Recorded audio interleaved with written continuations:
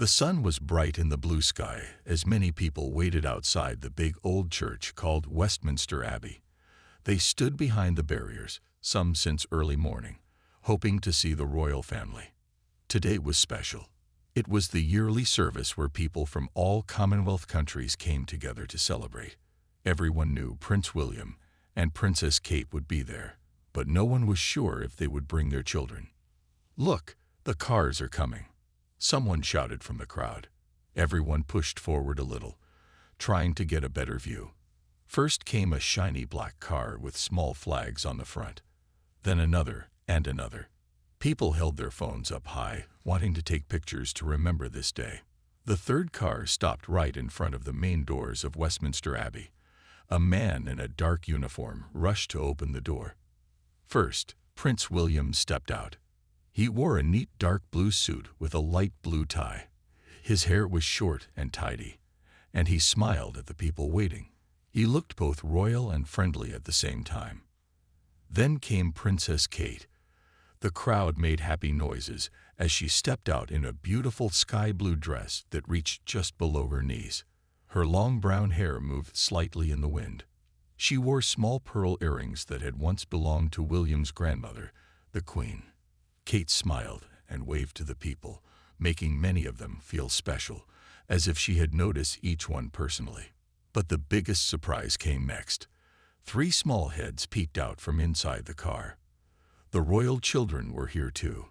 This was not something that happened at every event. Prince George, the oldest, came out first. At 9 years old, he looked very much like his father. He wore a small suit that matched William's and tried to stand tall and serious, though you could see he was a bit nervous with all the people watching. Princess Charlotte came next. She was 7 years old and wore a pretty dress the same color as her mother's. She stepped out of the car gracefully and gave a small wave to the crowd, just like Kate had taught her. Many people in the crowd said "aw" when they saw her. She had her mother's smile and her father's confident eyes. Last came 5-year-old Prince Louis, the youngest of the 3. Unlike his more serious brother and sister, Louis bounced out of the car with a big smile on his face. He wore a small blue suit too, but his tie was a bit crooked. He looked around with wide, excited eyes at all the people and the big church building. Louis pointed at things and tugged at his father's hand, clearly full of questions. They brought all 3 children. "This is so special," said an older woman in the crowd, wiping a happy tear from her eye. The family stood together for a moment on the steps of Westminster Abbey. The spring breeze gently moved Kate's dress and the children's hair. Photographers took hundreds of pictures. In that moment, they looked like both a royal family and just a normal, happy family of 5 going to church together. A man in fancy clothes bowed to them at the door of the church. William nodded back, then put his hand gently on George's shoulder to guide him inside. Kate took Louis's hand firmly, knowing he might want to run around in such a big, interesting place. Charlotte walked between her parents, back straight and head high. Together, they walked through the big wooden doors into the cool, quiet space of Westminster Abbey. Inside, everyone stood as the royal family walked down the long center aisle. Sunlight came through the colored glass windows, making bright patches on the stone floor. The children's eyes went wide as they looked up at the high ceiling and all the beautiful decorations. This old church had seen kings and queens for over 1,000 years, and now these 3 children were walking where history had been made many times before. Inside Westminster Abbey, the royal family took their seats in the front row. The seats had small red cushions and were near the altar. Other important people were already sitting nearby: prime ministers, ambassadors, and other royals. Many of them smiled at the children, surprised to see all 3 at such a big event. Prince Louis couldn't sit still. His eyes moved everywhere, looking at the tall stone pillars, the colorful windows, and the golden decorations. He kept pulling at his mother's sleeve and pointing. "Mama, look," he whispered, not very quietly. "The ceiling is so high." Kate bent down and spoke softly to him. "Yes, darling. This building is very old and very special, but we need to be quiet now." Louis tried to stay still, but it was hard for a 5-year-old boy in such an amazing place. He swung his legs back and forth under his seat. William gave him a small book of pictures to look at, which helped for a little while. Princess Charlotte sat very straight in her chair, copying her mother. She folded her hands neatly in her lap and watched everything with careful eyes. When an old lady with a walking stick came to speak to Kate, Charlotte stood up and gave a perfect small curtsy, just as she had been taught. The old lady looked surprised and pleased. "What wonderful manners your daughter has," the old lady said to Kate. "A true princess already." Prince George sat next to his father, trying to act grown-up. He was the oldest and knew he would be king someday, after his grandfather and father. He watched how his father nodded at people and tried to do the same. When William stood up to greet someone important, George stood too. The abbey was filled with the sound of beautiful music as the choir began to sing. The voices echoed off the stone walls and high ceiling. Even Louis stopped fidgeting to listen. Charlotte closed her eyes for a moment, feeling the music. George watched the choir boys in their white robes with interest. Then something funny happened. A small bird had found its way into the abbey and was flying around near the ceiling. People tried not to look up or laugh, as this was a serious event, but Louis spotted it right away. "Bird," he said loudly, pointing up. His voice carried in the quiet church. Kate quickly put her finger to her lips, but it was too late. People around them had heard, and some were smiling behind their hands. William's shoulders shook a little as he tried not to laugh. The bird flew in circles above them, then swooped down low over the royal family. Louis's eyes grew wide with excitement. Charlotte covered her mouth with her hand, trying to hide her smile. Even serious George looked up and followed the bird with his eyes.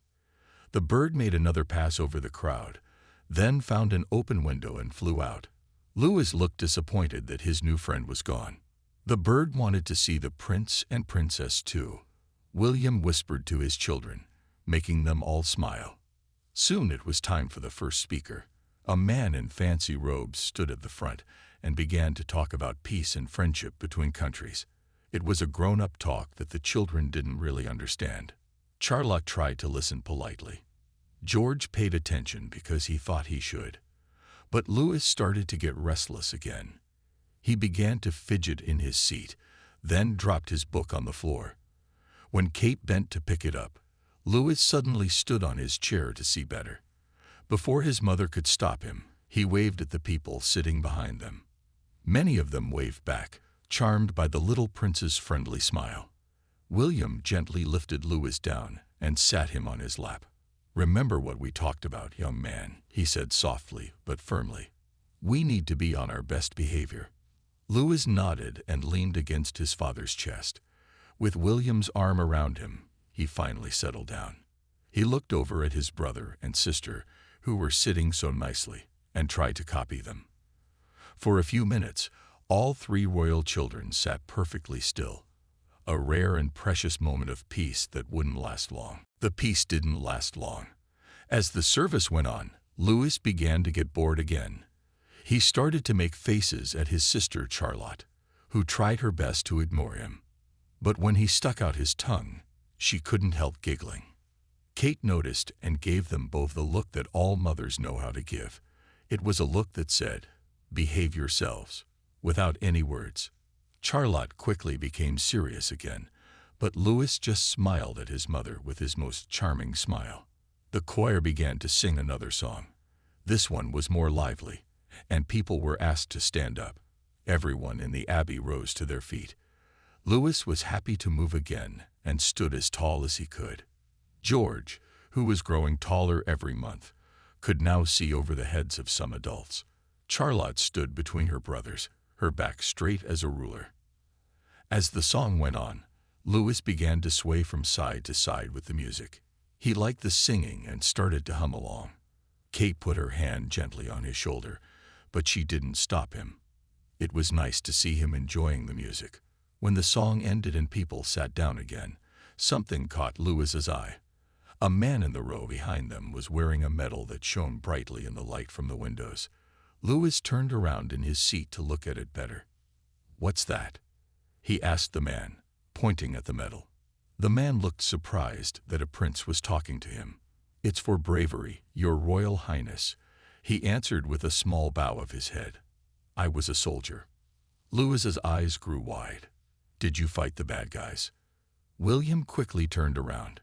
"Louis," he whispered, "we don't turn around and talk during the service." But the man didn't seem to mind. He smiled at Louis and nodded. "Something like that, young prince." William gave the man an apologetic smile, but the man shook his head as if to say it was fine. Many people nearby had seen this little exchange and were touched by Louis's friendly nature. Meanwhile, George was watching the Archbishop, who was now speaking at the front. The Archbishop wore special robes and a tall hat. He talked about helping others and being kind. George listened carefully, knowing these were important lessons for a future king. Charlotte noticed that the woman sitting next to her mother had dropped her program. Quietly, without being asked, Charlotte bent down and picked it up. She handed it to the woman with a small smile. "Thank you, Princess," the woman whispered, clearly moved by Charlotte's thoughtfulness. Kate saw this and gave Charlotte a proud smile. Charlotte sat up a little straighter, happy that her mother had noticed her good deed. The service continued with more speeches and songs. Louis managed to stay fairly still, especially when the music was playing. He liked the big pipe organ that made the whole church vibrate when it played low notes. Then came a part of the service where everyone was quiet for a minute to think about peace. Louis didn't understand why everyone was so quiet, but he could feel it was important. He looked at his father, who had his eyes closed and head bowed. Louis copied him, closing his eyes tightly and folding his hands just like William. A photographer quietly took a picture of this moment. Little Louis trying so hard to be like his father. It would become one of the most popular photos of the day. When the quiet minute was over, Louis opened one eye to peek at his father. "Did I do it right, Papa?" he whispered. William put his arm around his youngest son and pulled him close. "You did perfectly," he whispered back. The next part of the service involved people from different countries bringing gifts to the front. They wore colorful clothes from their homelands. One woman had a bright yellow and green dress that made Louis's eyes widen. "Look at her dress," he said to Charlotte, not quite whispering. Charlotte nodded. Even she was impressed by the beautiful clothes. "It's from Africa, I think," she whispered back, showing that even at 7 years old, she knew about different parts of the world. George leaned over to his siblings. "That's from Ghana," he corrected them quietly. "We learned about it in school." The 3 children watched with interest as more people in traditional clothes brought forward gifts. For a few minutes, they forgot to fidget or whisper, completely caught up in the colorful parade before them. The service continued, and now it was time for a special part. A group of children from schools across London came to the front to sing a song. They were about the same age as George and Charlotte. They wore their school uniforms and looked both nervous and excited to be singing in front of so many important people. George watched them with interest. These were normal children who went to regular schools, not like the private school he attended. He wondered what their lives were like. As the children began to sing, their clear voices filled the abbey. The song was about friendship and peace. Louis was captivated by their singing and sat very still, just watching and listening. Charlotte swayed gently to the music, and even George tapped his foot quietly. When the song ended, everyone clapped. William and Kate clapped enthusiastically, and the royal children joined in. Louis clapped so hard that his father had to gently hold his hands to remind him not to make too much noise. One of the singing children looked directly at the royal family and gave a small wave. Without thinking, Louis waved back energetically. This made many people smile. The small moment between royal child and ordinary child touched many hearts in the abbey. After the children's choir, there was a reading from a book. It was read by a famous actor with a deep, rich voice. The story was about helping others and being kind. Lewis didn't understand all the words, but he liked the actor's voice. Charlotte listened carefully, trying to remember the story so she could tell her friends at school. George paid close attention because he knew his father would talk about it with him later. While the actor was reading, Lewis started to get fidgety again. He had been sitting for a long time now, and it was hard for him to stay still any longer. He began to wiggle in his seat and play with the buttons on his jacket. Kate reached into her small bag and took out a tiny notebook and pencil. She handed them to Lewis, who looked happy to have something to do. He began to draw quietly, his small face serious with concentration. Charlotte peeked at what her brother was drawing. Lewis had drawn a simple picture of the Abbey, with stick figures for his family. Charlotte smiled and whispered something in his ear. Lewis nodded and added more stick figures, the choir children they had just seen. George was too focused on the reading to notice what his siblings were doing. He was growing up fast and taking his role as future king more seriously. Sometimes William worried that George was too serious for a 9-year-old, but today he seemed to be finding a good balance between proper behavior and being a child. The actor finished reading and returned to his seat. Now it was time for another speaker. This one was an older man with white hair who talked more slowly. Lewis looked up from his drawing and made a small sighing sound. Kate gave him a gentle look that said, "Just a little longer." To keep Lewis occupied, William discreetly showed him how to make a small paper airplane with a corner of the program. He folded it quickly while Kate pretended not to see. Lewis was delighted with the tiny plane and held it carefully in his hand, making sure not to crumple it. Charlotte noticed what her father and brother were doing and raised her eyebrows in a perfect copy of her mother's expression. This made William smile. Charlotte was so much like Kate sometimes, proper and a little bit strict. The speaker finally finished, and there was more music. This time, it was just the organ playing. The deep, powerful sound made the floors vibrate. Lewis put his hand on the bench to feel the vibrations, his eyes wide with wonder. "It's like thunder," he whispered to his mother. Kate nodded. "The organ has thousands of pipes," she explained quietly. "Some are as big as trees." Lewis tried to imagine trees inside the Abbey and giggled at the thought. His laugh was quiet, but it was such a happy sound that several people nearby couldn't help smiling. A woman with a camera managed to capture the moment. Lewis laughing, Kate smiling down at him, Charlotte looking proper but with a twinkle in her eye, George attentive but with a small smile, and William watching his family with obvious pride and love. The photo would appear in newspapers the next day with the caption, "The future of the monarchy, joy, duty, and family." The service was now moving toward its end. The last song was about to begin, and everyone stood up once more. This time, the song was one that George and Charlotte knew from school. Their faces lit up when they heard the familiar tune. "I know this one," George whispered to his father. William nodded with a smile. "Then sing along quietly," he said. George and Charlotte began to sing softly, their voices joining with hundreds of others in the Abbey. Lewis didn't know the words, but he hummed along, swaying from side to side. Kate kept a gentle hand on his shoulder to make sure he didn't sway too much. An old lady standing nearby heard Charlotte singing. She was surprised by how clear and pretty the young princess's voice was. She leaned toward her friend and whispered, "The princess has the voice of an angel." Charlotte didn't hear this, but she sang with confidence, enjoying the feeling of being part of something so big and beautiful. George sang more quietly, but he knew all the words perfectly. Lewis tried to copy some of the words he heard, getting most of them wrong but trying his best. When the song ended, there was a moment of quiet. Then the Archbishop raised his hands and said a final blessing. Everyone bowed their heads. Lewis copied his family, bowing his head so low that his chin touched his chest. This made William smile, but he didn't correct his youngest son.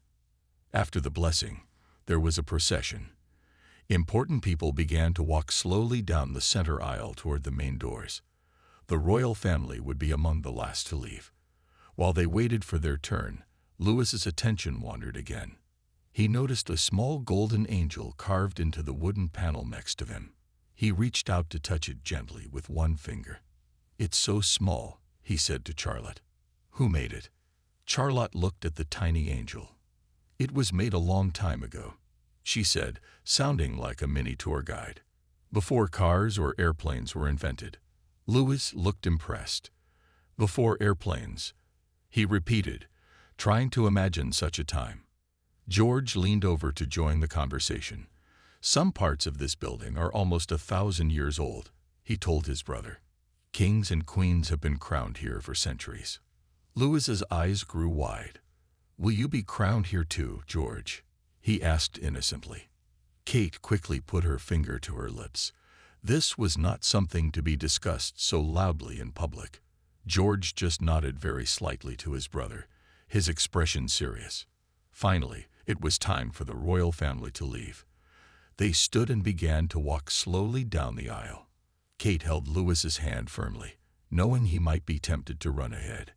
Charlotte walked beside her mother, copying her graceful steps. George walked with his father, trying to match William's stride. As they walked, people on either side smiled and nodded. Some bowed their heads slightly as the family passed. Louis waved at nearly everyone, making many people chuckle. Charlotte gave small, proper nods like she had seen her mother do. George kept his eyes mostly forward, but he did smile at the children's choir as he passed them. When they reached the huge wooden doors of the abbey, bright sunlight streamed in. Louis blinked at the sudden brightness. Outside, they could hear the crowd waiting to see them leave. "Remember to wave when we get outside," Kate reminded the children quietly. "I'm good at waving," Louis said confidently, making his parents smile. Just before they stepped outside, an unexpected thing happened. A small white butterfly had somehow found its way into the abbey and was fluttering around the entrance. It danced in the sunlight coming through the doors. Louis spotted it first. "Look," he gasped with delight. "A butterfly." The butterfly circled around them, then landed briefly on Charlotte's sleeve. She stood perfectly still, her eyes wide with wonder. The butterfly stayed for just a moment, then flew off into the bright day outside. "Good luck," whispered an old church worker standing nearby. "A butterfly inside means good luck for all who see it." The royal children looked at each other with excited smiles. Even George, who usually tried to act grown-up, looked pleased by this small magic moment. As they prepared to step outside to greet the waiting crowds, the butterfly led the way, dancing on the spring air. It was as if nature itself was putting on a special show for the royal family's exit, adding one more special memory to their day at Westminster Abbey. The big wooden doors of Westminster Abbey opened fully, and bright sunlight poured in. The royal family stepped outside onto the stone steps. A loud cheer went up from the crowd waiting behind barriers. There were hundreds of people, all excited to see Prince William, Princess Kate, and their 3 children. Louis's eyes went wide at the noise. He wasn't expecting so many people to be there. For a moment, he moved closer to his mother, holding her hand tightly. Kate gave his hand a reassuring squeeze. William led the way, with George beside him. Kate followed with Louis, and Charlotte walked between them. They stood at the top of the steps for a moment, letting people take pictures. The butterfly that had appeared inside the abbey flew around them once more, then disappeared into the blue sky. "Wave to the people," William reminded the children quietly. George raised his hand in the proper royal wave that he had been practicing. Not too high, not too fast. Charlotte copied him perfectly, adding a small smile. Louis, now over his moment of shyness, waved with his whole arm, much more enthusiastically than his siblings. The crowd loved it and cheered even louder. A group of school children at the front of the crowd had made a banner that said, "We love our royal family." When Louis saw it, he pointed excitedly. "Look, they made a sign for us," he said loudly. The children holding the banner heard him and jumped up and down with excitement that the prince had noticed their work. William and Kate smiled at the children, and Charlotte gave them a special wave. This small moment of connection between the royal family and ordinary children made many people take pictures.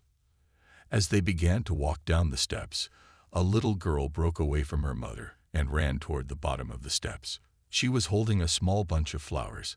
A security guard moved quickly to stop her, but Kate raised her hand slightly to show it was okay. The little girl, who was about 5 years old like Louis, stood nervously at the bottom of the steps. Charlotte, seeing what was happening, whispered something to her mother. Kate nodded, and Charlotte walked down a few more steps ahead of her family. "Are those for us?" Charlotte asked the little girl in a kind voice. The little girl nodded, suddenly shy in front of a real princess. "I picked them this morning," she said in a small voice. Charlotte walked down to her and accepted the flowers with a smile. "Thank you very much. They're beautiful," she said. Then, remembering her royal training, she added, "What's your name?" "Lily," the little girl answered. "That's a lovely name," Charlotte said. "Like the flower." People watching this sweet exchange took many pictures. Charlotte was showing that even at 7 years old, she understood how to make ordinary people feel special. It was a quality that her grandmother, the late Queen, had been famous for. Louis, not wanting to miss out, tugged at his mother's hand. "I want to go see too," he said.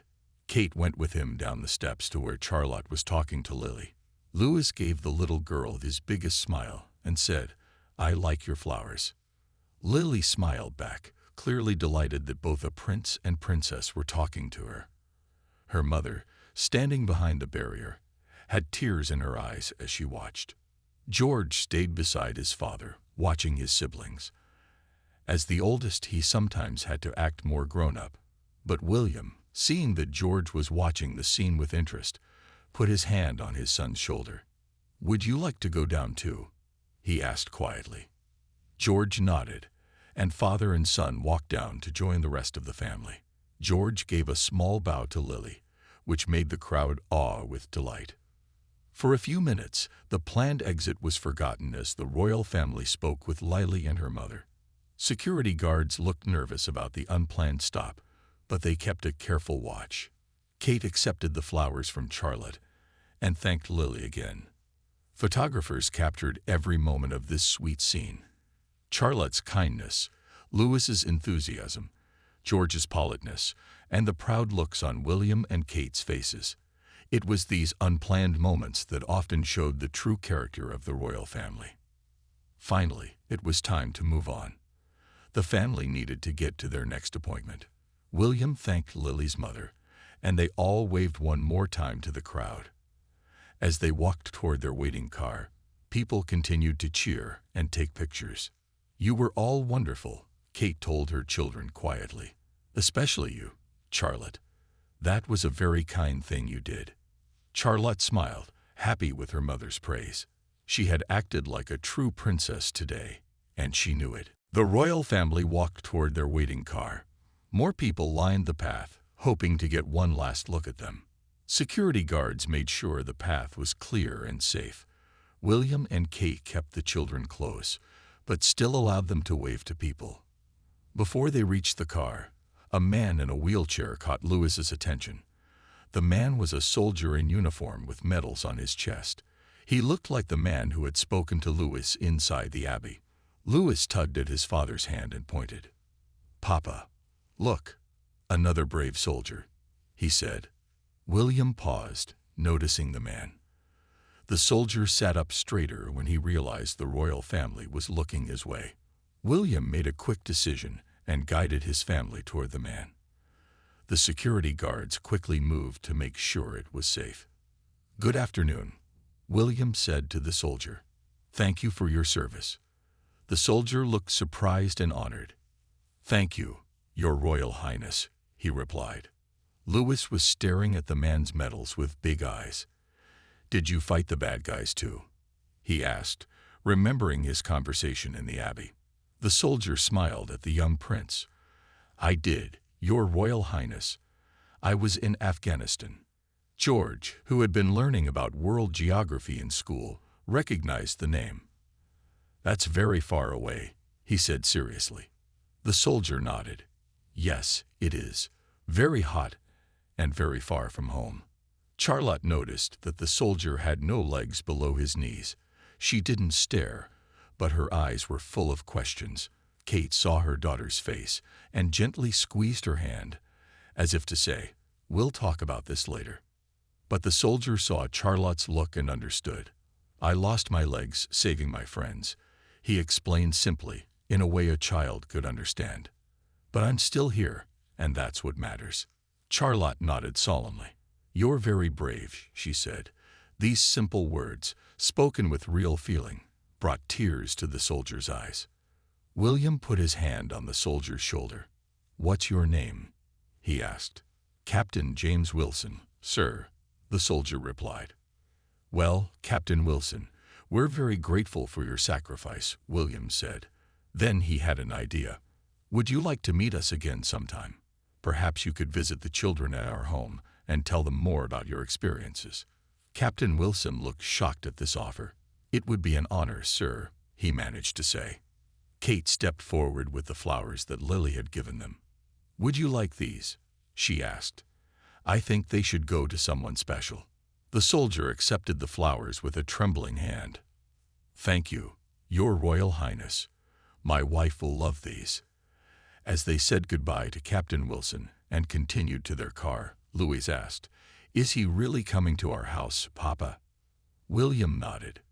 "Yes, I think it would be good for you all to learn more about the brave people who protect our country." George looked thoughtful. "When I'm king, I'll make sure all soldiers get special help," he said quietly to his father. William felt a surge of pride at his son's words. Even at 9 years old, George was thinking about how to use his future position to help others. They finally reached their car. The driver opened the door, and the children climbed in first. Before Kate got in, she turned to wave one more time at the crowd. A woman called out, "You have beautiful children, Kate." Kate smiled and called back, "Thank you." It was a rare moment when she broke royal protocol by speaking directly to someone in the crowd, but it felt right. Inside the car, the children were already talking excitedly about everything that had happened. Louis was bouncing in his seat. Charlotte was carefully straightening her dress, and George was looking out the window at the Abbey, as if trying to remember everything about this important building where he would one day be crowned king. As the car pulled away, people continued to wave and take pictures. Many were already posting their photos online with messages about how wonderful it was to see the royal children. Within hours, the story of the royal family's visit to Westminster Abbey would be in news reports around the world. William turned to Kate and smiled. "They did well today," he said quietly. Kate nodded. "They were perfect," she replied, "each in their own way." And she was right. Each royal child had shown their own personality and qualities today. George had shown his sense of duty and thoughtfulness. Charlotte had shown her kindness and perfect manners. And little Louis had charmed everyone with his energy and curiosity. The royal car moved smoothly through the London streets. Inside, the children were still excited from their big day. Louis kept looking out the window, waving at people on the sidewalks even though most didn't realize a prince was passing by. "Did you see how many people came to see us?" Louis asked, his eyes wide. "They came for the service," George corrected him gently, "not just for us."